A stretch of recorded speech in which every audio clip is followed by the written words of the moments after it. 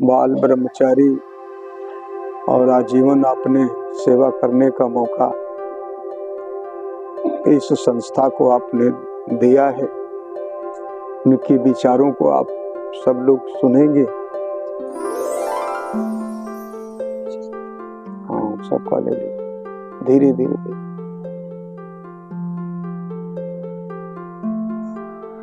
और ये जीव कहाँ से आया है, कहाँ इसको जाना है,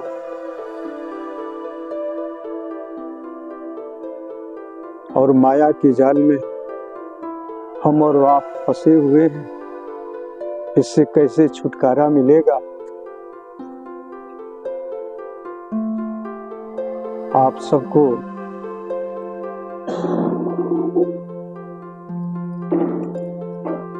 अपने मुखारबिंदु से ये सत्संग होने जो जा रहा है, बहुत ही आप सब लोग भाग्यशाली हैं कि यहाँ सत्संग प्रवचन सुनने को आप सबको मिल रहा है। हम सबके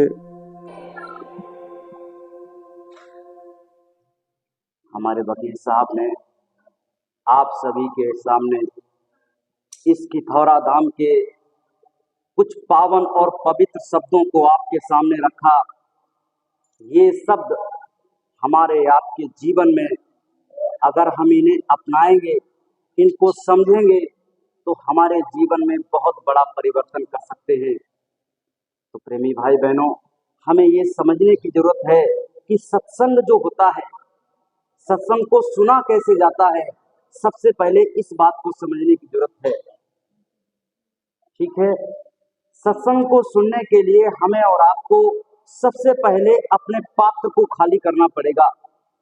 हमारे अंदर जो भी ज्ञान भरा हुआ है, हमारे अंदर जो भी दुनिया की चीजें भरी हुई हैं, सबसे पहले सत्संग में बैठने से पहले अपनी उन चीजों को, अपने उस ज्ञान को, अपनी उस दुनिया के चीजों में हम जो लिप्त हैं, हम जो मुट्ठी बांधे हुए हैं, इस मुट्ठी को हमें सबसे खोलना पड़ेगा। जब हम अपनी मुट्ठी को खोल देते हैं, इस संसार को थोड़ा छोड़ करके थोड़ा दूर हो जाते हैं, सत्संग जो होता है वो संत महात्माओं का होता है। और संत महात्मा जो होते हैं वो हमारे आपके जीवन में इस जीव आत्मा के कल्याण के लिए आते। तो प्रेमी भाई बहनों, हमें और आपको ये समझना है, जो वकील साहब ने अभी आपको बताया कि आप लोग यहाँ पर आए, ये पावन पवित्र धरती है, इस पे आकर के आपने बहुत बड़ा कार्य कर दिया है। ये जो समय, ये जो श्वासें आपका यहाँ पर इस समय समर्पित हो गया है, जो श्वासें आपने इस समय इस खितौरा धाम में दे दी हैं, ये श्वासें आपकी सार्थक हो गई। बाकी दुनिया में आप खाते हो, पीते हो, रहते हो, सोते हो, वो श्वासें हमारी निरर्थक चली गई। इसीलिए संत महात्माओं की धरती पे जाया जाता। संत महात्मा जहां पर कदम रख देते, वो जमीन पवित्र हो जाती। वो जमीन पर अगर हम और आप अपने कदम को रखते हैं, अपने आप को ले जाते हैं, और वहां की मिट्टी अगर हमारे शरीर से स्पर्श हो जाती है, तो हमारे कई जन्मों के पाप और पुण्य दोनों नाश होने शुरू हो जाते हैं। हम और आप जो कर्मों का जाल, काल और माया ने हमारे ऊपर बिछा रखा है, वो जो है दूर होना प्रारंभ हो जाता है। तो प्रेमी भाई बहनों, सत्संग को सुनने के लिए सबसे पहले सत्संग के वचनों को अपने कान में सुनिए। एकदम शांत, अपने चित्त को शांत करके सत्संग के वचनों को सुनिए, और सुनने के बाद में उन वचनों को अपने जीवन में देखिए कि ये हमारे जीवन में कितने उपयोगी हैं। ये जो वचन हमें सुनाए गए, ये सारे के सारे वचन संत महात्माओं, कोई भी व्यक्ति अपनी तरफ से कोई एक भी शब्द नहीं बोलता। ये सारे के सारे गुरु महाराज के, नानक जी के, कबीर जी के, मीराबाई जी के, पलटू जो महात्मा हुए उनके, सहजोबाई जी के, इन्हीं सभी जो महात्मा हुए हैं जिन्होंने अपनी आत्मा को इस जो है मनुष्य मंदिर से उस परमात्मा से मिला दिया। ये चेतन आत्मा उस परमात्मा से मिल गई और उन्होंने फिर उन शब्दों को बोला। ये जो हमारी जीवात्मा जहाँ बैठी है, छठे चक्र पे बैठी है, ये हमारा छठा चक्र है, इसे ज्ञान चक्र भी बोलते। जब हमारी जीवात्मा जागृत हो जाती है, ये उठ जाती है, जो कर्मों के जाल से ये भी सो रही है, जब ये उठ जाती है तो इसके बाद पास में ज्ञान का अथाह सागर होता है, और उस सागर से कुछ बूंदें संत और महात्मा शब्दों के रूप में हमारे और आपके बीच में रखते हैं कि अगर इन शब्दों को अपने जीवन में अपनाओगे, आपने सुन लिया, सुनने के बाद में उस सत्संग के वचनों को अपने जीवन में देखिए कितने उपयोगी है, कौन सा शब्द हमारे जीवन में कितना उपयोगी है। हर व्यक्ति की लाइफ अलग अलग है, जिंदगी अलग अलग है, तो अलग अलग शब्द से है हर व्यक्ति के जीवन में आएंगे उपयोग में, और उन शब्दों को जब आप जान गए कि ये शब्द हमारे जीवन में बहुत ही उपयोगी है, तो उस शब्द को क्या करना है, उस पे चलने की जरूरत है। अपने अंदर में धारण कर लीजिए और उस पे चलना प्रारंभ कर दीजिए। जब हम और आप उस शब्दों पे चलना प्रारंभ कर देंगे तो जीवन हमारा जो है जहां चल रहा था उससे अलग दिशा में जो है चलना प्रारंभ हो जाएगा। तो प्रेमी भाई बहनों, आप लोग समझ गए होंगे कि सत्संग को सुना कैसे जाता है, इसके सत्संग में जो हम बैठे हैं इससे लाभ कैसे लिया जाता है। अब गुरु महाराज के चरणों में अखंड मंडलाकारं सुव्याप्तमें चराचरं तत्पदं दर्शितें तस्मै श्री गुरुवे नमः। वो महाप्रभु जो सभी चर और अचर में व्याप्त है, कण कण में समाया हुआ है, जिसने अंड पिंड ब्रह्मांड की रचना की, ऐसे महाप्रभु उस धराधाम से यहाँ पर इस मृत्यु लोक में काल और माया के लोक में आए, दुख और पीड़ाओं को सहा। हमारे गुरु महाराज परम संत बाबा जय गुरुदेव जी, इन्होंने इतने संघर्ष को सहा। इस संघर्ष को पहले किस लिए, इतने दुख और पीड़ा को किस लिए सहा? हमारी आपकी जीवात्माओं के लिए। वो हमारी आत्माओं के सच्चे पिता है। जब हमको आपको यहाँ काल और माया ने यहाँ पर फंसा लिया कर्मों के जाल में, दुख और पीड़ाएं जब हमारी आत्मा सहने लगी, चीखने लगी, चिल्लाने लगी, तो उन्होंने विदीर्ण होकर के सुना, सुन करके वहां से संत महात्माओं को भेजा कि जाइए, अपना स्वरूप दे करके, अपना तेज, अपनी शक्ति, अपना पावर दे करके भेजा कि जाओ और जाकर के इनका शब्द का उपदेश करो, इनको समझाओ कि तुम काल और माया के जाल में फंस गए, यहां से निकलने के लिए युक्ति बताओ। युक्ति से निकलेगी कोई चीज, क्योंकि किसी ने सेवा के बस में काल भगवान ने जीवात्माओं को यहाँ पर ले लिया, और लेने के बाद में यहाँ पर उन्होंने कर्मों का जाल बिछाया, माया का जाल बिछाया, और हमारी जीवात्माओं को यहाँ पर पकड़ करके बंद कर दिया। तो प्रेमी भाई बहनों, हम और आप बहुत ही सौभाग्यशाली हैं कि अभी जीवित हैं। हम और आप बहुत ही सौभाग्यशाली हैं कि अभी हमारी श्वासें बकाया है, क्योंकि श्वासों का कोई भरोसा तो है नहीं, किसी के पास में कोई चिट या कोई पर्ची तो है नहीं कि भाई अभी जो है तुम 20 साल जियोगे, अभी तुम 25 साल जियोगे, अभी तुम जो है 30 साल जियोगे। एक पल का भी भरोसा नहीं है कि आगे क्या होने वाला। इसलिए हमारे आपके पास में जो श्वासें अभी हैं, इसके लिए हमें उस परमपिता परमात्मा को धन्यवाद करना चाहिए कि हमारे पास अभी श्वासें बकाया हैं।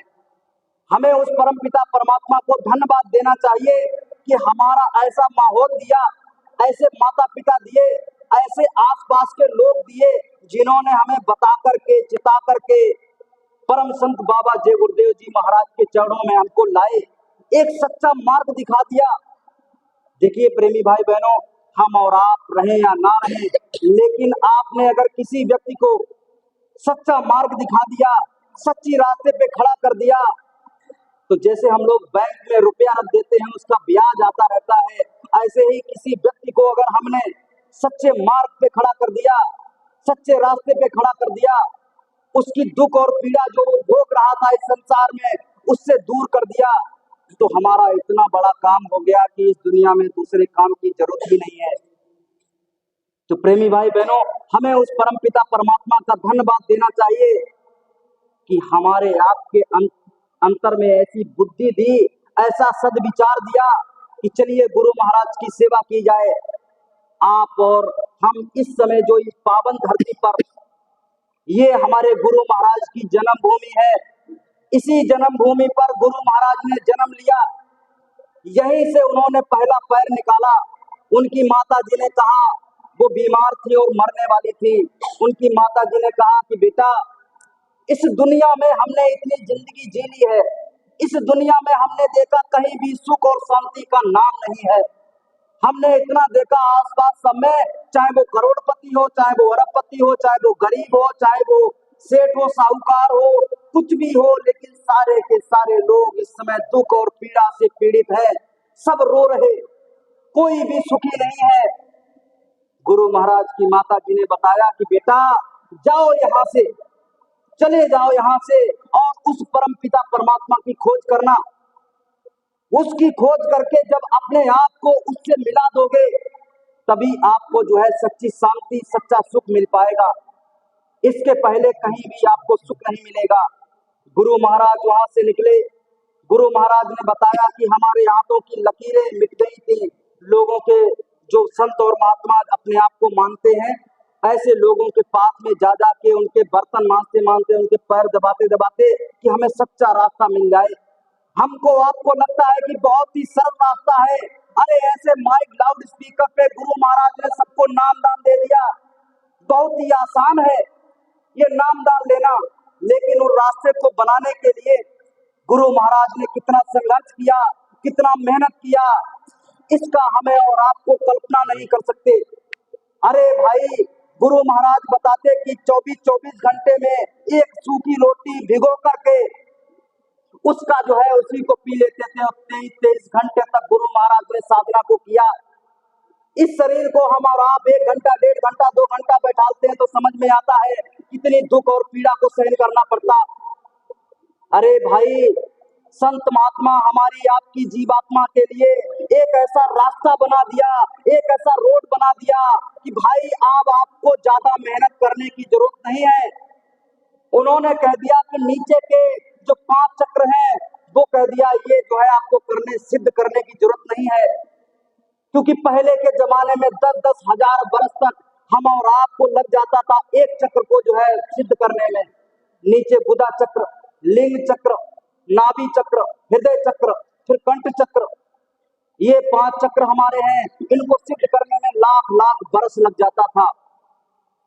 तब कहीं हमारी जीवात्मा जहां पर छठे चक्र पे बैठी है, हमारी माताएं बहनें जहां पर बिलिया लगाती है और हमारे भाई जहां पर टीका लगाते हैं, वहीं पर हमारी जीवात्मा विराजमान है। उसके पास में अथाह शक्ति है, लेकिन कर्मों का जाल ऐसा आया और कर्मों की ऐसी गंदगी इसके ऊपर इकट्ठा हो गई, पहाड़ों के माफिक, जिसकी वजह से हमारी जीवात्मा बेहोश हो गई, हमारी जीवात्मा सो गई। हमारी जीवात्मा के पास में एक आंख है, एक कान है, एक नाक है, वो सब कुछ देख सकती है, उस आकाशवाणी उसको सुन सकती है और सभी को जो है सूंघ सकती है। संत और महात्माओं ने बताया कि ऊपर में इतने सुगंधित फूल है, अगर उनकी एक पत्ती भी इस अगर धराधाम पे गिर जाए तो पूरा ये जो है वायुमंडल, पूरी पृथ्वी एकदम सुगंध से भर जाएगी। ऐसी ऐसी बाग है वहां पे। तो प्रेमी भाई बहनों, हम सब कुछ देखते थे, सुनते थे, समझते थे, लेकिन कर्मों के जाल में ऐसे फंसे कि सब कुछ भूल गए, सब कुछ छूट गया। हुआ कैसे ये? क्योंकि हमने और आपने जब ऊपर से संत महात्माओं ने देखा, ऊपर से हमारे आत्मा के सच्चे पिता जो है उन्होंने देखा कि भाई ये जीव आत्माओं के ऊपर ये कर्मों का आवरण चढ़ कैसे गया, किस प्रकार से ये हमारी जीवात्मा इस काल और माया के जाल में फंस गई, ऐसा क्या कारण रहा? क्योंकि ये सर्वशक्तिमान थी, इसके पास में 16 सूर्यों का प्रकाश, और ये भौतिक जो सूर्य निकलता है ये सूर्य नहीं, लाखों लाख करोड़ों करोड़ों सूर्य अगर बना दिए जाए तब भी उस एक सूर्य के बराबर नहीं हो पाएंगे जिस सूर्य के बारे में बताया गया है कि 16 सूर्यों का प्रकाश हमारी जीवात्मा में है। वो प्रकाश हमारी जीवात्मा में वापस आ सकता है, इसके पास में है, लेकिन आगे कर्मों की गंदगी लग गई। जब हमारे पिता ने देखा, हमारी आत्माओं के सच्चे पिता ने देखा कि ये जीवात्मा ये फंस गई है वहां पे कर्मों के जाल में, तो वहां से हमारे जो है संत और महात्माओं को इस धराधाम पे भेजा कि जाओ जाकर के इनको बताओ कि इन्होंने कौन सी गलती कर दी, ऐसा क्या कर दिया जिसकी वजह से इस धराधाम पे फंस गए, काल और माया के जाल में फंस गए। ऊपर से संत महात्मा आए। देखिए, जागृत अवस्था में जो संत महात्मा आए उसमें सबसे पहले संत आए हमारे श्री कबीरदास जी। उन्होंने बताया, उन्होंने ही हमारी जीवात्मा को जो है चेताया और नीचे की जो है साधना को निष्कारित करके ऊपर से सीधे हमारे छठे चक्र से हमारी साधना को बताया। वो पहले संत हमारे श्री कबीरदास जी, उनके हम और आप बहुत बड़े आभारी हैं क्योंकि उन्होंने ही वो शुरुआत किया। तो प्रेमी भाई बहनों, ये हमें और आपको समझने की जरूरत है, हमें और आपको जानने की जरूरत है कि किस प्रकार से उस परम पिता परमात्मा ने संत महात्माओं को हमारे बीच में भेजा कि जाओ ये जो है उनको रास्ता बताओ कि इन्होंने कौन सी गलती कर दी। अब हमें आपको समझना है कि हमने आपने कौन सी ऐसी गलती कर दी जिसकी वजह से इस काल और माया के जाल में फंस गए। पहले हम और आप इस धराधाम पे आते थे, मनुष्य शरीर हमें और आपको प्राप्त होता था और यहाँ से चले जाते थे, एक क्षण का भी वक्त नहीं लगता था अपने धाम में जाकर के और फिर वापस इस शरीर में आ जाते थे। लेकिन धीरे धीरे ऐसा क्या हुआ कि हम और आप इसी काल और माया के जाल में ऐसे फंस गए कि अब डर लगता है कि यहाँ से निकल नहीं सकते। जैसे एक हाथी होता है, हाथी, और हाथी को छोटे से छोटे पर उसको जो है जंजीर से बांध दिया जाता है छोटे से पेड़ में। बेचारा 2-4 बार ऐसे कोशिश करता है कि हम जो है इस जंजीर को तोड़ दें, लेकिन तोड़ नहीं पाता। तो उसे ये उसके मन में ये विश्वास बैठ जाता है कि ये जंजीर और इस पेड़ को हम तोड़ नहीं पाएंगे, हम तो बंधे हुए हैं। आज वो हाथी जवान हो गया, आज उसके अंदर में उसके शरीर में इतना पावर है, इतनी शक्ति है कि अगर वो चाहे तो एक झटके में वो जंजीर और पेड़ दोनों को तोड़ सकता है। लेकिन उसके मन में ऐसा विश्वास बैठ गया, वो ये समझने लगा कि हम इसे तोड़ नहीं सकते और बेचारा वहां पर फंस गया। आगे से एक महात्मा जी आए, उन्होंने देखा हाथी को, अरे हाथी तू तो बहुत बड़ा बलशाली है, तेरे सामने ये जंजीर और ये पेड़ क्या है, तू तो अगर कसके अगर जो है हाथ मारेगा, अगर पैर मारेगा तो ये टूट जाएगा। हाथी कहने लगा, नहीं साहब, नहीं महात्मा जी, हम यहाँ से निकल नहीं सकते, हमने छोटे पे बहुत कोशिश की थी लेकिन हम निकल नहीं पाए। महात्मा जी ने कहा, अरे पगले, एक बार और कोशिश करके देख, एक बार और करके देख। उसने जैसे ही अपना पैर मारा और वो जंजीर और वो पेड़ दोनों टूट गए और जाके जंगल में मस्त जो है नहाने लगा, घूमने लगा, आजाद हो गया। इसी प्रकार से हमारी आपकी जीवात्मा है, करोड़ों करोड़ों अरबों अरबों जन्म इसको जो है लेने पड़े इस धराधाम पे, कभी ना कभी किसी ना किसी की साधना करते रहे, लेकिन यहाँ से निकल नहीं पाए क्योंकि मुक्ति का रास्ता हमको नहीं मिल पाया, वो सच्चा रास्ता नहीं मिल पाया जिससे हमारी जीवात्मा इस काल और माया के जाल से बिल्कुल बाहर चली जाए। देखिए, हमारे आपका जो शरीर है ये स्थूल शरीर है जिसमें हमारी आपकी जीवात्मा इस समय विराजमान है। यहाँ से खिड़की जाती है, वही साधना हमारे गुरु महाराज ने हमें और आपको बताई। यहाँ से खिड़की है और उसका छिद्र बहुत ही छोटा है, उसके लिए हमें और आपको बहुत छोटा बनना पड़ेगा। एकदम दुनिया की बुराइयों से, दुनिया के ईर्ष्या से और दुनिया के जो है ये जालों से हमें आपको दूर होना पड़ेगा। जब हम और आप दुनिया के जाल से दूर हो जाएंगे, छोटे बन जाएंगे, जब कोई गाली देता है, जब कोई आकर के हमसे लड़ने की कोशिश करता है, हम आप हाथ जोड़ लेंगे, छोटे बन जाएंगे। जो छोटा बन जाता है, गुरु महाराज कहते हैं, वही अध्यात्मवाद के रास्ते पे चल पाता है। वो छिद्र बहुत छोटा है, वहां से हमें और आपको निकलना है। अगर हम तन के खड़े हो जाएंगे तो वहां से निकल नहीं पाएंगे, एकदम छोटा बन के रहना है। आपने देखा होगा, जब आंधी आती है, तूफान आती है, तो जो पेड़ तन के खड़ा रहता है वो जड़ से उखड़ जाता है, और जो पेड़ झुक जाता है वो दोबारा से ऐसे करके सीधा हो जाता है और सदियों सदियों तक खड़ा रहता है। इसीलिए हमें आपको अपने अंदर में लचीलापन लाना है। हमें आपको अपने अंदर में वो जो है नीचा नीचा मतलब जो है अपने आप को एकदम जो है नीचा कर लेना है। अपने आप को इस तरीके से रखना है। संत महात्मा कहते हैं कि भाई आपको जो है ये जो अध्यात्मवाद का रास्ता है, दुनिया में अगर आप जो है लड़ झगड़ जाओगे, दुनिया में किसी भी कर्म के अंतर्गत आप अगर फंस जाओगे, तो यहीं पर आपको जो है उसका मोल चुकाना पड़ेगा, आपको उसकी कीमत चुकानी पड़ेगी। जो भी कर्म हमने किए हैं, चाहे पाप किया हो या पुण्य किया हो, सबकी कीमत हमें और आपको चुकानी पड़ेगी। तो प्रेमी भाई बहनों, गुरु महाराज ने जब संघर्ष के बाद में हमारे आपके लिए एक रास्ता बना दिया, और ये रास्ता जब हमारे आपके लिए बना दिया, ऊपर से आकर के ऊपर से संत महात्मा आए, उन्होंने हमारे आपके लिए जब रास्ता बना दिया, इस रास्ते पे हमें और आपको चल करके करना क्या है, और ऐसी कौन सी गलती हुई थी जिसकी वजह से हम और आप फंस गए। तो संत महात्माओं ने कहा है कि तूने उस नाम को छोड़ दिया। वो जो नाम की डोरी, वो जो नाम की धुन की डोरी जो ऊपर से लटक रही थी, वो जो पौड़ी थी, वो सीढ़ी थी जिसको हमारी जीवात्मा पकड़े थी, और एक पल में अपने घर जाती थी और एक पल में यहाँ पर वापस आती थी, छिन छिन में जाती थी। और छिन कहते हैं पल से भी छोटा जो है, जो समय का अपना बड़ माना में समय का जो है जो छोटा पल होता है, उसको कहते हैं छिन में जाना और छिन में आना। ये हमारी जीवात्मा का कार्य था। लेकिन वो शब्द की डोरी छूट गई, वो पौड़ी छूट गई, जिसकी वजह से हम और आप इस काल और माया के जाल में फंस गए। हमें और आपको करना क्या है? दोबारा से उसी शब्द को पकड़ना है। हमारे गुरु महाराज जब इस धराधाम पे आए, उन्होंने सन 52 से और हमारे आपके बीच में क्या किया? शब्द का उपयोग, शब्द का उपदेश किया। शब्द हमें और आपको दे दिया कि लो आपका खोया हुआ धन है ये, आत्माओं का सच्चा धन है ये। इसे कहते हैं आत्मधन, इसे कहते हैं नाम दान। उन्होंने हमको आपको नाम दान दे दिया।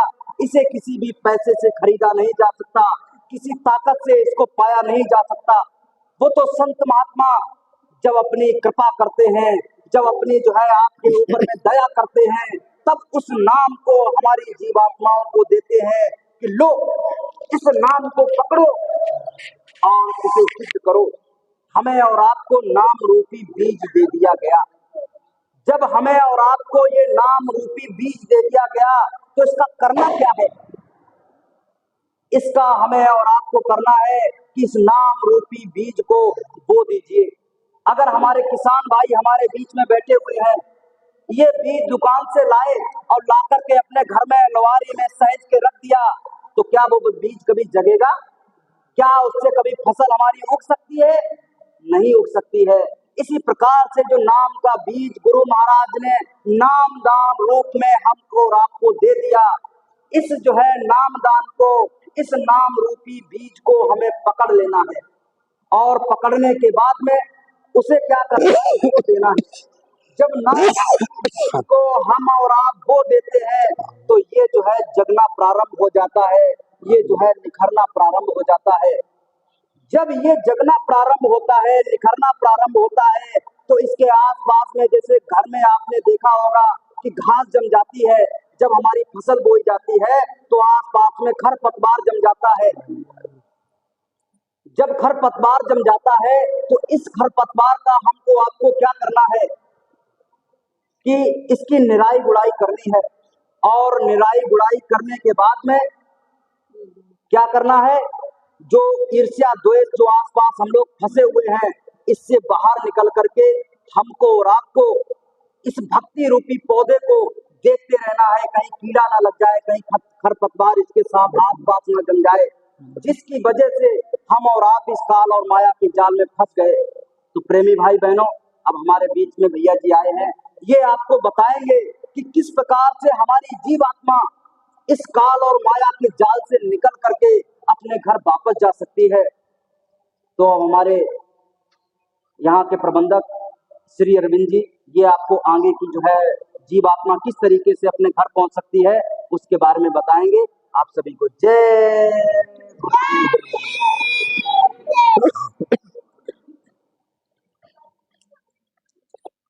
सब शांत।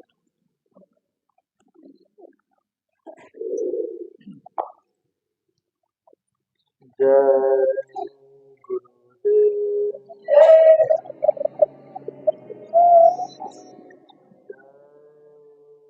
गुरुदेव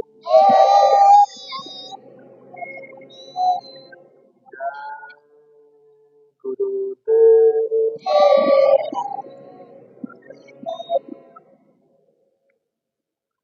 अनंत सत्ता के स्वामी, रूहों के सच्चे रहनुमा, योग महापुरुष, परम पूज्य परम संत बाबा जय गुरुदेव जी महाराज के चरणों में कोटि कोटि नमन। जय गुरुदेव धर्म प्रचारक संस्था के राष्ट्रीय अध्यक्ष श्रद्धेय पूज्य हुजूर महाराज जी के चरणों में कोटि कोटि नमन। साथ ही साथ सभी सत्संगी धर्म प्रेमी भाई बहनों, माता तुल्य पिता तुल्य बूढ़े बुजुर्गानों, संभ्रांत व्यक्तियों, सज्जनों तथा विद्वानों, साथ ही साथ नन्हे मुन्ने प्यारे बच्चों, आप सभी लोगों को हाथ जोड़कर सादर जय। प्रेमी भाई बहनों, यह बहुत ही सौभाग्य की बात है कि हम और आप इस समय पर गुरु महाराज के पावन और पवित्र जन्मभूमि पर पधारे हुए हैं। प्रेमी भाई बहनों, महात्मा के चरण जिस स्थान पर पड़ जाते वह धरती पवित्र हो जाती। गोस्वामी दास जी ने लिखा है रामचरितमानस में, धन्य भूमि जहाँ पंथ निहारो, नाथ तुम जहाँ पगधारो। एक बार शंकर भगवान और पार्वती जी रास्ता पकड़ के जा रहे थे। लंबा चौड़ा मैदान था।